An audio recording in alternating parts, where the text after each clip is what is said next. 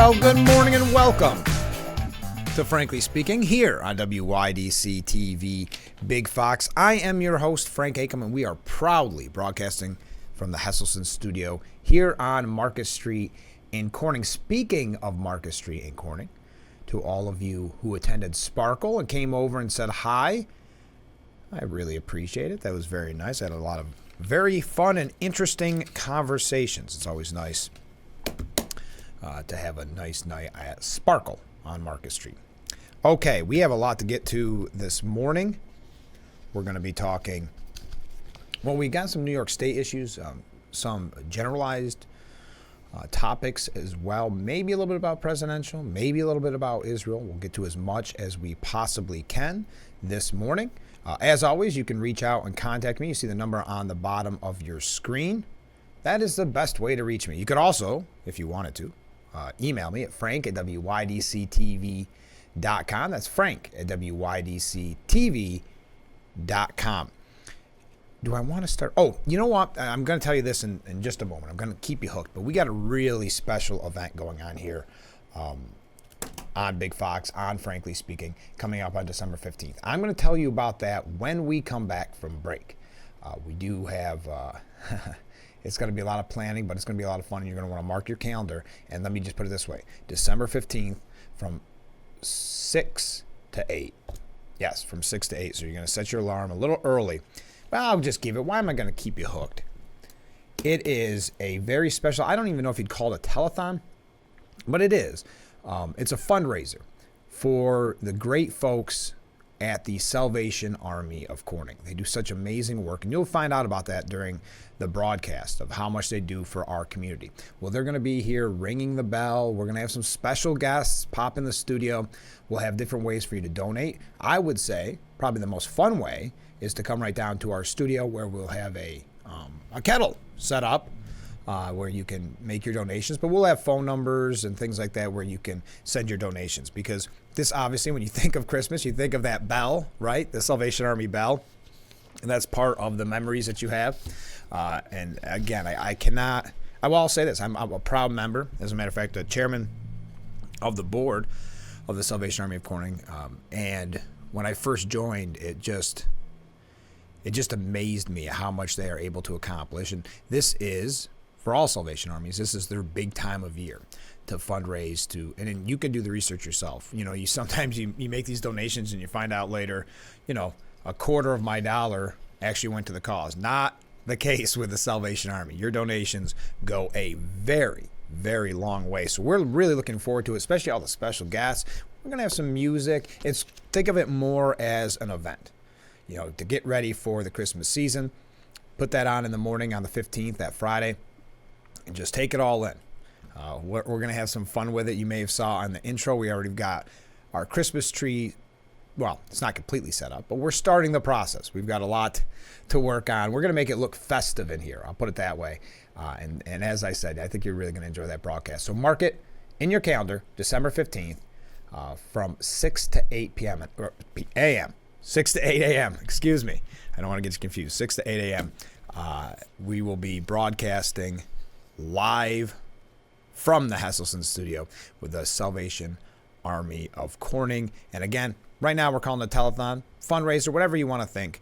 It's not going to be like Jerry Lewis telethon where you hear the phones ringing in the background. It's not going to be like that. But it's going to be similar with the entertainment value. So again, December 15th, one more time, from 6 to 8 a.m. And I say one more time, but I'm sure if you know this program by now, you will hear about it a lot. Not only because I'm proud of the work of the Salvation Army of Corning, but I'm also proud of what we're going to offer that day. So let's take a break. When we come back, we'll get into the nitty-gritty, some topics of the day. So stay with us. This is Frankly Speaking here on WYDC TV, Big Fox.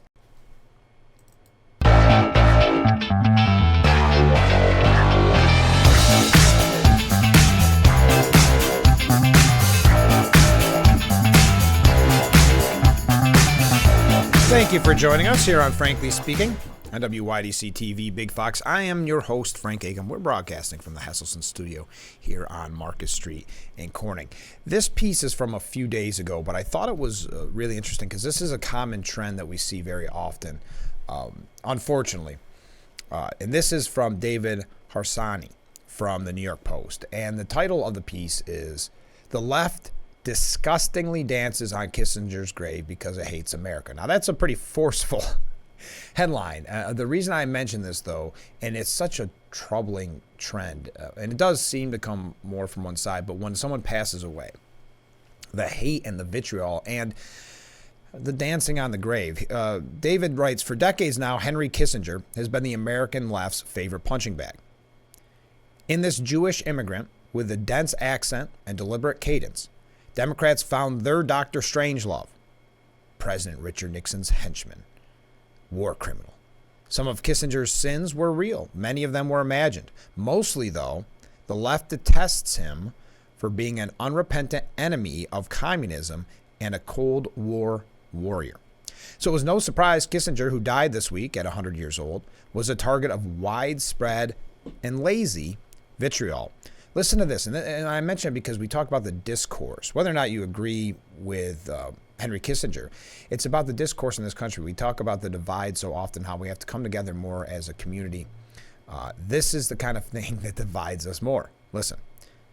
One predictable Rolling Stone piece, yes, Rolling Stone apparently still relevant, carried the headline, "Henry Kissinger, war criminal, beloved by America's ruling class, finally dies," with a "good riddance" tag on top. Imagine writing that because of whatever, your political beliefs, your beliefs in the decisions that he helped formulate. The Huffington Post banner read, "The Beltway Butcher." To give you a sense of the prevailing mood of left-wing social media, the phrase "it finally happened" in all caps was a sort of thing trending on X after his death. Now, as I said, this is just a few days old, this piece. You can find it for yourself at the New York Post because he goes through kind of the history, the good, the bad, the ugly, whatever you want to say, of Henry Kissinger. So it's not, I mean, no matter what the headline says, it's not necessarily praising 100% or in some way biased towards Henry Kissinger, just, well, a little bit, but it is a fair piece. And I don't want to go through all of it, but in the New York Times, former Obama official Ben Rhodes, a man who helped bolster Islamist tyrants who spread terrorism across the Middle East, accused Kissinger of practicing a, quote, "foreign policy enamored with the exercise of power and drained of concern for the human beings left in his wake." Now, anyone who's read his speeches, books, or a biography about him understands this is a cartoonishly simplistic rendering of Kissinger's Cold War policy. Kissinger knew we, quote, "stood for something above and beyond our material achievements, and purely pragmatic policy is unrealistic and unsustainable. Kissinger's overriding goal was checking and weakening some of the most brutal dictatorships the world has ever seen. That's why the contemporary American left has such disdain for them. For him, I should say." Oops. I waved the weird wave, but the wave isn't working if you're curious. So we are up to one wave.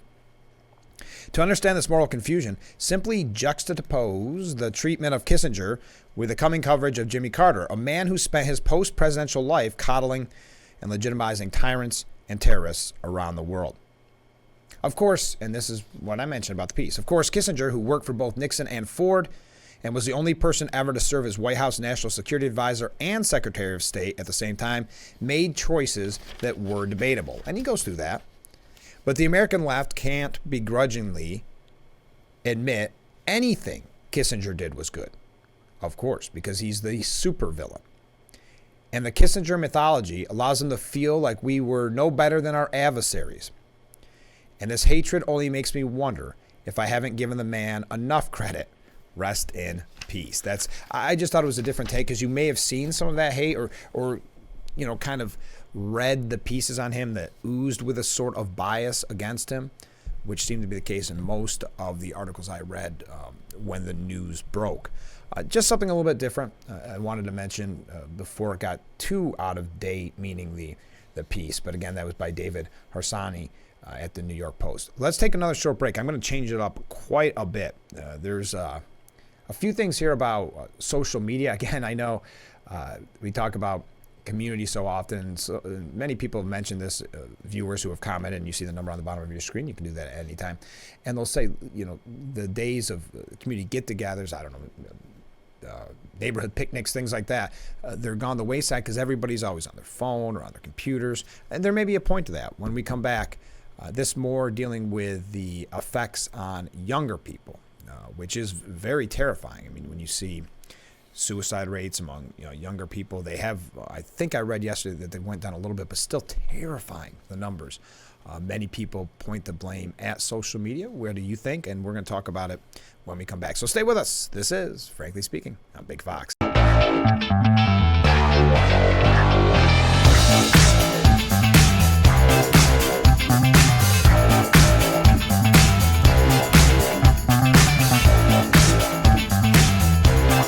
Broadcasting from the Hesselson studio. You are watching Frankly Speaking here on Big Fox. I'm your host, Frank Acom. Thank you so much for joining us. There's a number on the bottom of the screen. You can reach out and comment about the topics that we're discussing at any point. That's during the program or outside the program. Doesn't matter. So in Minnesota, it's a middle school. A year ago, they made the decision to ban cell phones. So a year later, they say the difference is night and day.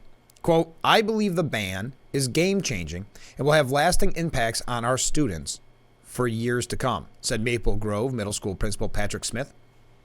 This is coming from AmericanClassroom.com. Quote, there was no cross-the-table conversations. There was no interactions in the hallway. And let's be real. With these devices, our students, especially our teenagers, there's a lot of drama that comes from social media and a lot of conflict that comes from it. Yeah, I would obviously agree. And that's not just, unfortunately, with teenagers. You see it with quote-unquote grown-ups. I was having this discussion with someone the other day, and it's, you think about a bullying, right? And in the old days, someone would get bullied, and you feel bad for them, obviously, and you would discourage it from happening. But there's a point where at least they could go home and maybe you hope have a little bit of relief from that, have a little bit of I don't know what you'd call a sanctuary away from that. Now with social media, you can be bullied by the world. It's at all times, 24/7. The pressure that are on young people, and I think the polls have shown it. Not polls, the statistics, have shown it with suicide rates or attempted suicide rates, and you look at the learning ability. You had the lockdown. We don't have to go through all of this, but the lockdown that affected them so much. But I'll continue. Last year, school officials banned student cell phone use for the entire day, from 8:10 a.m. to 2:40 p.m., following a variety of issues at the school tied to the devices. We have a culture and climate. We see issues that kids are getting on their phones through interactions of bullying, as I just mentioned, of setting up fights, just a gambit of a lot of the negative things kids are going back and forth on social media, said Smith. That's again the principal. The new policy encourages students to keep their phones in their lockers, and the devices are confiscated for the day if students are caught using them. School officials vetted the idea with parents ahead of the implementation, and that's when you get nervous. You know how some parents I could see saying, no, I've got to have my kid be at my beck and call. Maybe that's not the right way to put it, but be available 24/7. But they actually said parents' response to this was super positive. That's the exact quote. Parents actually applauded. Nobody has ever pushed back, said Smith. I mean, in my experience, not one parent or community member has come in and said this is bogus. You shouldn't be doing this. Our kids should be able to have their phones. It's been very, very supported by our community and our parents and our staff. After a year, the results speak for themselves. In the grand scheme of things, kids are happy. They're engaging with each other. The hallway behavior is just night and day. Now, they have not yet done the study on how it has impacted overall academics, but feedback from parents suggested that it did make a difference. Now, again, this is out of Minnesota if you're just joining us. I do notice that he is striving, or I should say thriving. That's me. I screwed that up. And really focused and doing well, said one parent. Participants in class discussions, or participates. I get feedback from the teachers on that. So that's going to be, I could see that being picked up by others if it's causing, and it seems like it's causing, you've probably seen it even locally, causing a lot of issues with the cell phones at all times, like they said. I didn't even think of that, but scheduling fights as compared to the old days, the whispers, hey, behind the gym at 3. No, not anymore. It's all probably even set up as an event somewhere with ticket purchases. So great. Hey, just a suggestion, just an idea as we try to offer solutions or offer opinions that can maybe, again, bring us together. And that will tie in with this piece. Kids who use social media, and it speaks to what Minnesota did. Kids who use social media are more prone to making dangerous decisions. A new study highlights a concerning link between adolescents frequently using social media and risky decision making that could put their lives in danger.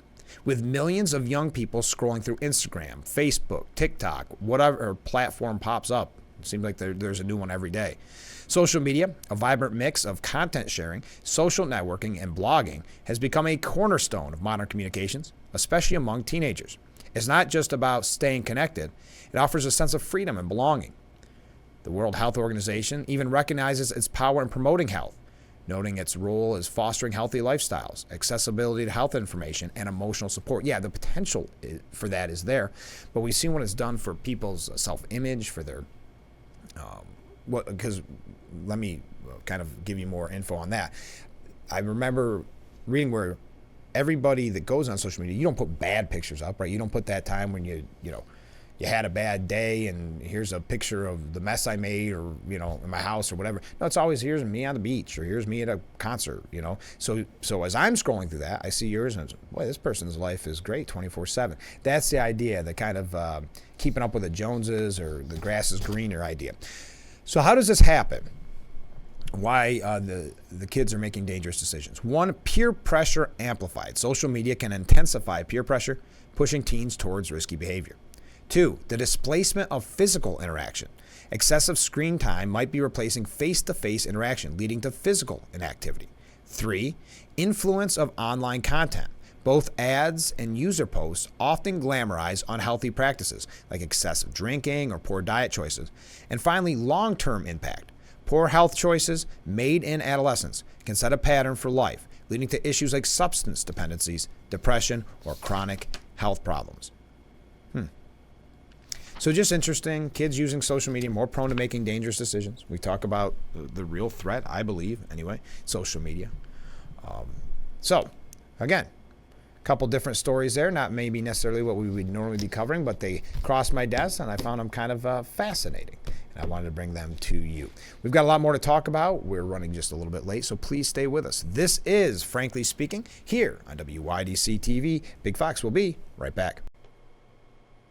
Welcome back to Frankly Speaking here on WYDC TV, Big Fox. I'm your host, Frank Acom. We are broadcasting from the Hesselson studio, and on Zoom this morning, we have County Public Works Commissioner Eric Rose. Thanks so much for being on the program.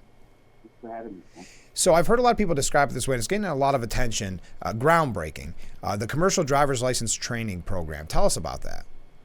Yeah, so we started that in concern over the fact of, getting employees and, Sure. and training employees, and the state changed the law some time ago that you can be 18, and I think that was part of the industry's challenge of having, lack of drivers with a commercial driver's license, so it opened the pool. Sure. But doing so, the state also added some requirements. This requirement is, coordinated training in addition to what, has happened in the past. So in that training, the criteria, these are just some examples. If you're under 18, you have to go through a certain amount of class time. You have to go through a registered training class or curriculum that's approved, through Albany or through the Federal Motor Carrier Safety Act, actually.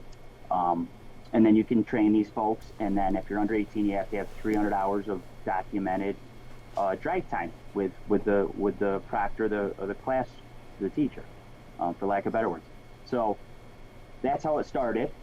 We kept having challenges with getting people hired. Sure. We kept having challenges internally, actually, with some of our procedures and policies, or internal policies with requirements for job growth. The one example I can think of is we have mechanics position. If you come on as a mechanic, you have up to 2 years to acquire CDL if you don't have it. So it gives a little bit of buffer and doesn't disclude someone that's been focusing on the mechanical world. Sure. Versus actually driving, because they're two separate things, obviously. Again, some of these folks are under 18, some aren't. But if you didn't have your permit for this CDL, whether you're under 18 or 21, you still have to go through this additional training. So we looked into it internally to try to create a curriculum, get it approved, which the state allows us to do. We got that curriculum approved, and it's been groundbreaking. Yeah. We've hired 3 folks. We just had our first individual internally pass that otherwise wouldn't have been able to meet the qualifications for his job position. That's great. And the reason I say that is because I acquired my CDL. When I did that, I was working anywhere from 10 to 12 hours a day doing construction. And then I had to go through an adult ed program and get training so I was confident, and not because it was required, I needed it for the training because I was a carpenter by trade. So I did that at night.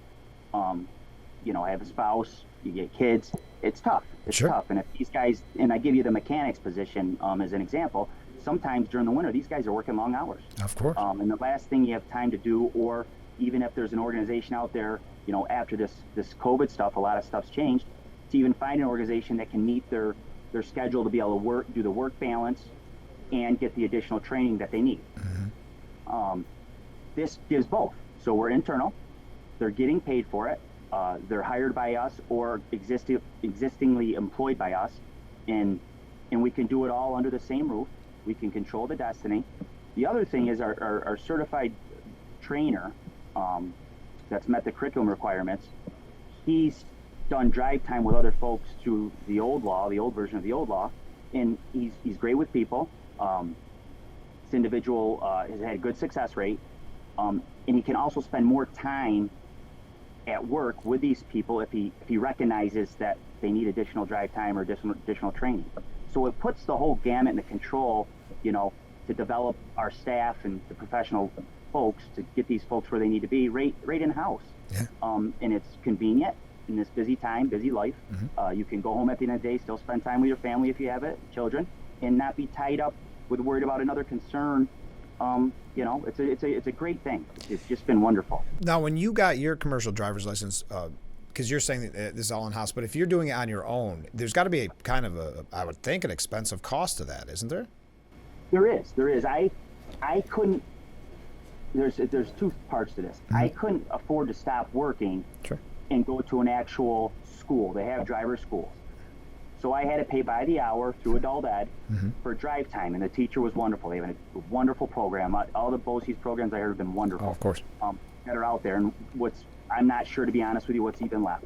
I do know, in speaking to other counterparts and folks that, were looking to get their CDL, but they strayed away from it and are kind of waiting to the last minute, that I keep getting a number around $4,000 to $4,500. Wow.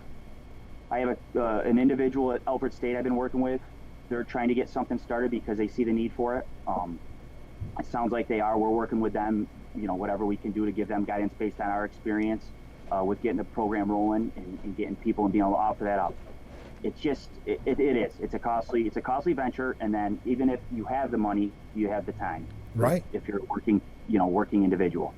So talk about a perfect situation. You're getting paid to do your job and get on-the-job training.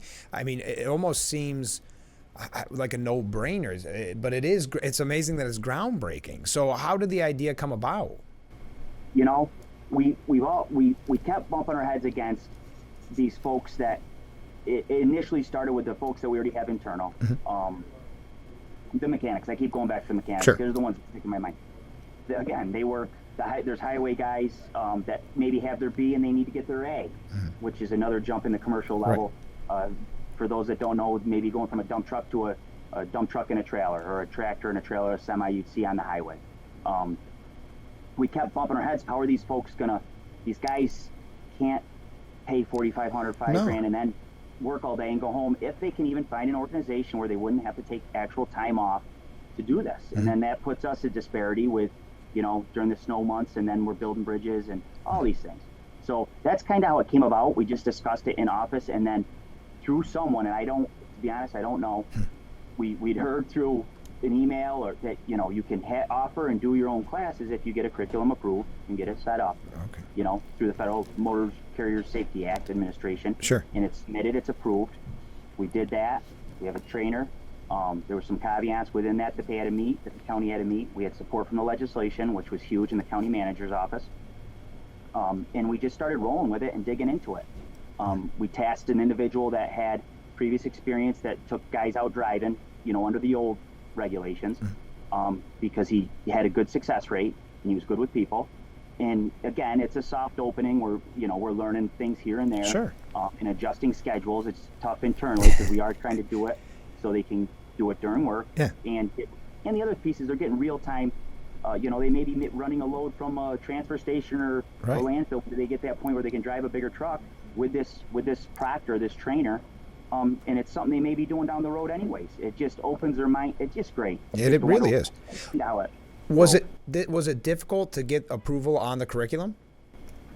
No. The curriculum we followed, we ran parallel with the commercial driver's book that's offered through the DMV that someone would study anyways. We pulled a lot of stuff from there. They offered up, the feds offered up guidance and advice through a book, I Sure. would say, for, through informational Yeah. piece. We stole from that, or we took from that and ran parallel as well with that. We put it all together, and then we submitted it, and it was approved. The one thing I can say is there is some restrictions on the trainer, which was interesting to find out. The trainer, as with CDL, they're very critical on past, moving violations. Oh, sure. One of them being a DWI. I know one of them sticks out in my head. The trainer cannot have a DWI in the past 2 years. Yeah. Well, yeah. That was interesting. Stuff like that, but they were real reasonable about it. We got it kicked back, that it was approved, and we started. Our first class started 10/3. It was October 3rd. Oh, okay. Was the first class actually started. So this is pretty brand new. How's it going so far? Good. So we've got seven. So we've got 7 folks that are involved. 5 of them are internal. 2 of them, and that's the other piece. 2 of them are a shared service piece with 2 other municipalities Okay. that don't have the program that we're trying to help as well. We snuck them in. There's 7 total. Yeah. We just had our first individual yesterday. I just texted the county manager, Jack Wheeler, the deputy county manager, Christopher Brewer, and the head of personnel, Nate Alderman, because they're all so excited about this program. Right. I just texted them. We just had our first successful test and pass road test of an individual to get their CDL, which was That's great. pretty quick turnaround. The individual was a little bit nervous after going through the program. Devin, the individual does a training, is excited. I've heard good things about that piece with him. That's going well. So it's exciting. It's exciting. If I could have had this opportunity when I was younger, and I'll be honest, I may have jumped ship where I was working at the time Right. to get it. And, Right. and that's another piece, trying to retain good employees, hardworking employees that want to leg up. And we want to give that to our folks. Well, and it's perfect for the community because you talk about you have a need for these employees, and there's people out there that are looking for good jobs, but maybe, like you said, it's overwhelming to get that CDL, or you simply don't have the time. So this could really, for any viewer out there, this could really speak to a lot of people, I would think. Yes, it's big. It's game changer for us internally, and I almost say that in a selfish note because we've got so many good employees now, and a lot of folks are retiring. Yeah. And I hate to say times are changing, but Sure. society's a bit different. People are growing up younger, different. They grow up different than we've grown up, than I've grown up. Things are always changing. So to be able to offer this and get people that otherwise wouldn't have been involved, Right. because this is an opportunity. It's a huge advantage for us. Now, you mentioned Alfred. Do you see the idea spreading then? I hope so. Yeah. I hope so. We had, and I hope I'm not speaking out of line. We had one legislator say, we go through this, we invest, and they're totally supportive. Everybody was supportive. But what happens if we lose these folks? I said, once we train them. I said, well, once we start, I hope other people start doing it. And if we can run them through and train them and they move on to bigger and better things or better opportunities, Right. God bless them. But it allows our community to get the training they need that wouldn't have been otherwise offered. Right. And maybe spread, like you're commenting on. Yeah. It's huge. Yeah. It's big time. And like you said, and I think that's a very valid question. What if they do move on? But number one, like you said, God bless them, good for them. But also, it's better to have someone that you train and get to have on your staff for a while than have nobody, right? That's right. That's exactly right. And we run it. We've been, and we still have. I'm not going to say we don't. We still have a little trouble. We just We just hired an individual. Seems like he's going to be a great hire. Good. Had some things he had concerned, wants his CDLs, driven trucks on farms, has that background, and we're going to offer him some other solutions to be successful in the program. And I think he was more excited about that than even getting the job, because I don't think he planned on even acquiring a CDL. Yeah. Yeah. So, because he didn't, from my understanding, he didn't know about this program. Yeah. No, we started to hear about it, and Mary does a great job of promoting this, but that's why I wanted to have you on the program, because I want to make sure to spread the word, because it seems like an opportunity for so many people that are watching right now. And you said, so it started on October 3rd. You had your first success just the other day or yesterday. Is that the typical training time, or is that faster than normal, or can you not say yet? I really don't know. Yeah. And I think everybody's different. Myself, I was around trucks. I was in the construction industry. I grew up on a construction site with my father and my uncle. However, people have this conception that because you're, either working on a farm or you're in construction, Sure. you automatically drive a truck. Right. In my world, I was a truck driver, drove truck. That was their skill set. That's what they did. That's who you trusted to back up by other guys and down by holes. And then there was guys that were carpenters. It was trade related. Sure. But now, to survive and to be effective and have a good group, a good composite crew, you got to be able to do a little bit of everything. Of course. Yeah, jack of all trades. So again, Eric Rose has been our guest. Before we go, where can people find out more about the Commercial Driver's License Training Program? Our county website was working on posting stuff on it, and Okay. that's what we're working towards there. Our office, Public Works office, it's highly, you can see that on the online to Sure. connect with us. But we're going to do more to get stuff out there. I talked to the deputy county manager, and he said once, he acknowledged the challenges we're facing, and then I keep saying it's a soft open with this thing, because Right. I don't want to bombard the trainer, and I don't want to bombard our workforce. Of course. Because it's work time, and we still have operations we have to maintain. That once we get to that level of comfort that everybody's comfortable with, we iron out any wrinkles, and we can adjust. We'll send something formal out to municipalities. Obviously, we're doing it in-house for municipalities and for county employees as a shared service with the municipalities, and then of course our county employees. We're going to send something out to them. So we'll have communications, and maybe I can touch back with you at that point as well. Yeah, I was just going to say, keep us updated, because this is very exciting. I think, we have so many guests on this program from the county, but Chemung County as well, everywhere, saying they need employees so bad. So this is nice to see you being proactive instead of, and it's easy to do, us all saying complain, and say, hey, how can we fix this problem? Right. Yeah. Yep. The staff's done a nice job internally. It really has, and we have the support from people we need here, so that makes it a little bit easier on myself. Yeah. It's really easy. Yes, exactly. Eric Rose has been our guest. Thanks so much for being on the program this morning. Thank you. Best of luck with the training. We'll be right back with Frankly Speaking. Stay with us.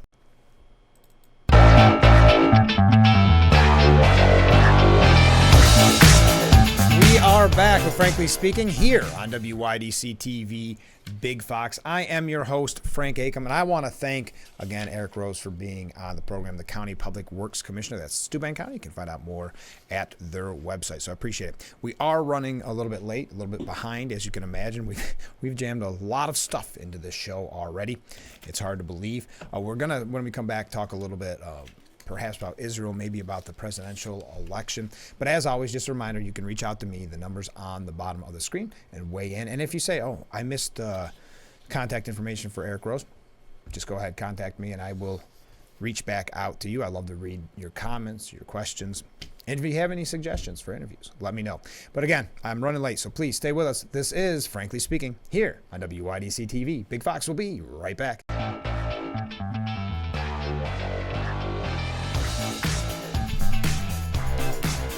We are back with Frankly Speaking here on WYDC TV Big Fox. I'm your host, Frank Acom. We got to move fast because we are running out of time this morning. There's an interesting piece by Bob McManus saying that the anti-Israel protesters, the one we saw at the Rockefeller Center tree lighting during Macy's Thanksgiving parade, that they have a higher purpose. That purpose? A complete teardown of the West. So don't misunderstand when I say higher purpose.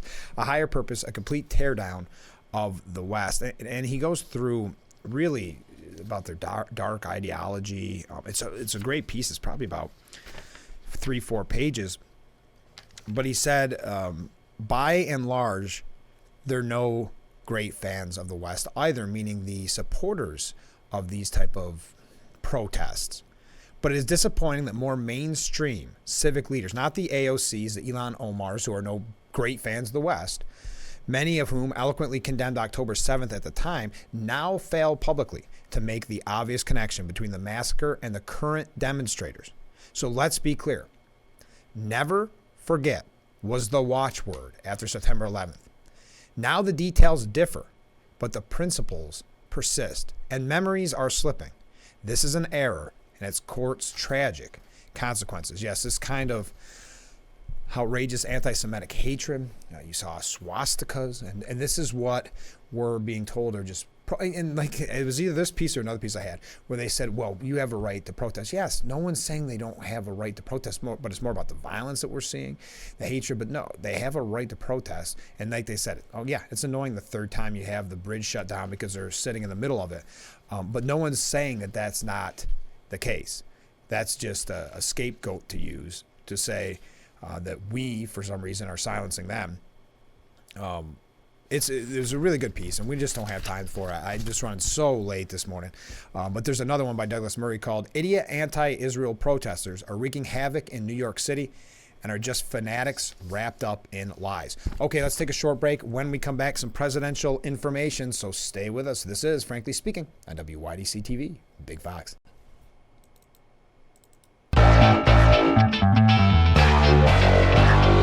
Welcome back to Frankly Speaking here on Big Fox. I'm your host, Frank Acom. We're broadcasting from the Hesselson studio, and I can't tell you how much it means to me that you're tuning in this morning. You see the number on the bottom of the screen. You can reach out at any time.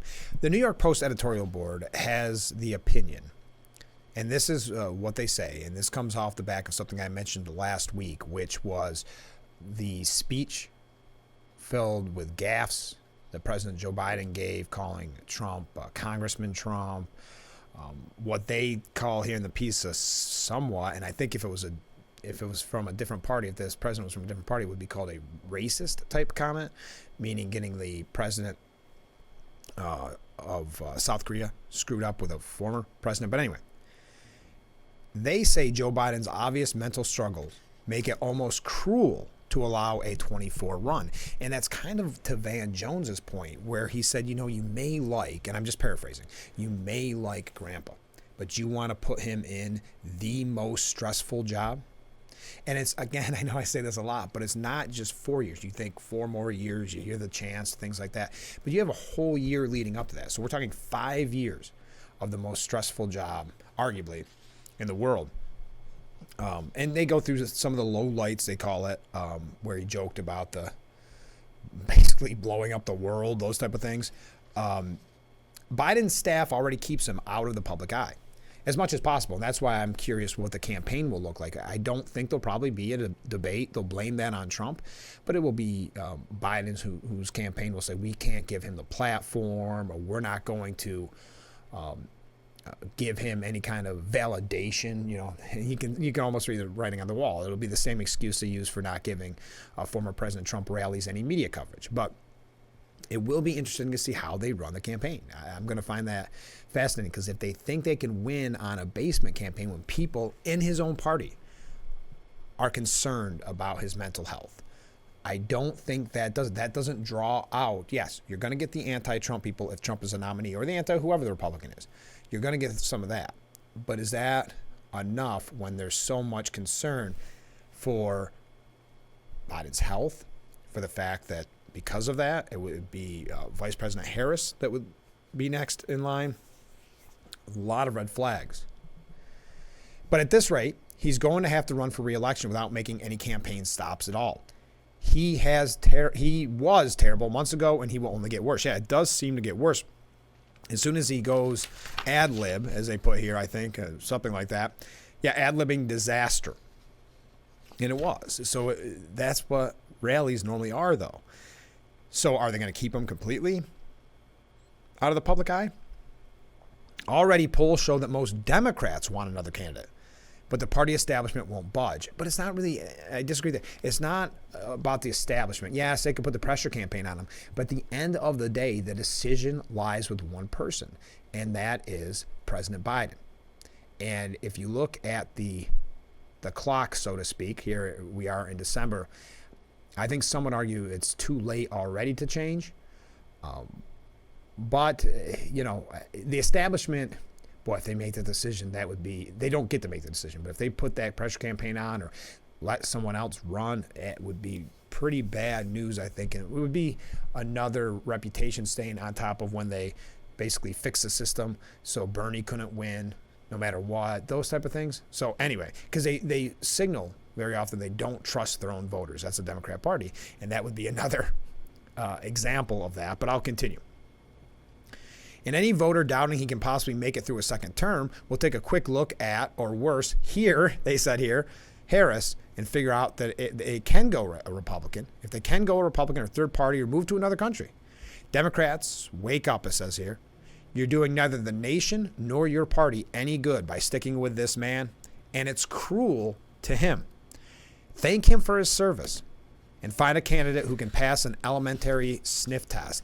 Again, I think the decision lies up to Biden, and they're kind of glancing over that. So he gets the final say. You can't tell a sitting president, you can't tell them you're not going to run. You can't run. Now, the pressure that you put on may convince him, but if that hasn't happened so much, seeing the polls, seeing what's being said, I'm not sure. And when they call it cruel, I'm not going to mention who it is, but I went to see a performer one time who was, towards the end of his life. At that time, this was years ago. And rock and roll legend, pioneer. I'm so honored to see him, and I'm still honored to say I saw him. But at the end, everybody's walking out thinking that same thing. How could they do this to a legend? How could they do this to almost cart him out and make it like a bad karaoke because he obviously didn't have it anymore? That's kind of the feeling you get when you see a Joe Biden give a speech that is just, for lack of a better term, cringeworthy. So that's from the New York Post editorial board. We're going to wrap up. We only got one segment left. Unbelievable. The fastest moving television program, I think, on TV. Stay with us. This is Frankly Speaking on Big Fox.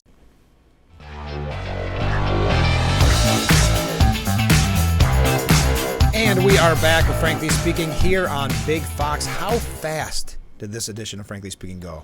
Was it just me? Well, let me know in the comments there at the bottom, at that phone number. I am Frank Acom. This is Frankly Speaking, and we're broadcasting from the Hesselson studio on Market Street in Corning. A couple of quick things before we wrap up, because this is a short break that we have left.